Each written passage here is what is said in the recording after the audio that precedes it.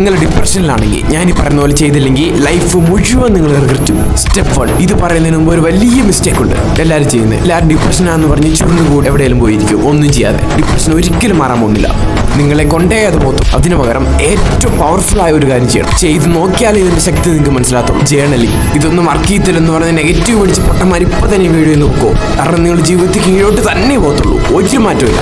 നിങ്ങൾക്ക് തന്നെ അതറിയാം. അവർ പോട്ടെ, ഇത് ഭയങ്കര ഇമ്പോർട്ടൻ്റ് ആണ്, നമുക്ക് ശ്രദ്ധിക്കാം.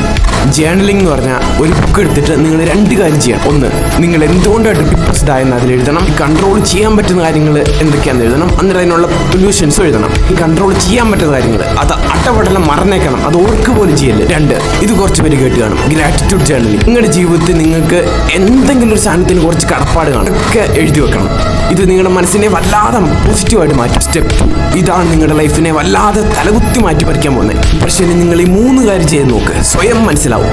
1, മിനിമം ഒരു സോഷ്യൽ ആക്ടിവിറ്റി എങ്കിലും ഒരു ദിവസം ചെയ്യണം. നിങ്ങൾ എക്സാമ്പിൾ ഫ്രണ്ട്സിനെ കാണുന്നത്, അവരോട് എന്തെങ്കിലും ചെയ്യുന്നത്, അങ്ങനെ. 2, ഡെയിലി 10 മിനിറ്റ് മെഡിറ്റേഷനും ഡേ തുടങ്ങുമ്പോൾ തന്നെ.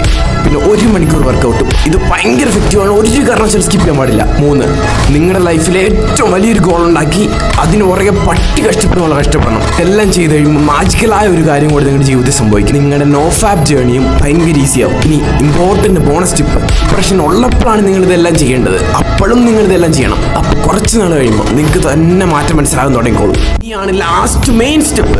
നിങ്ങളെ പുച്ഛിച്ചവരുടെ എല്ലാം മോന്തയ്ക്ക് കാർക്കിച്ച് തുപ്പിക്കൊണ്ട് ഏത് മണ്ടനും ലൈഫ് തലകുത്തനെ മാറ്റാം. 30 ദിവസത്തെ ഈ ഒറ്റ വീഡിയോ മാത്രം കണ്ടാൽ മതി.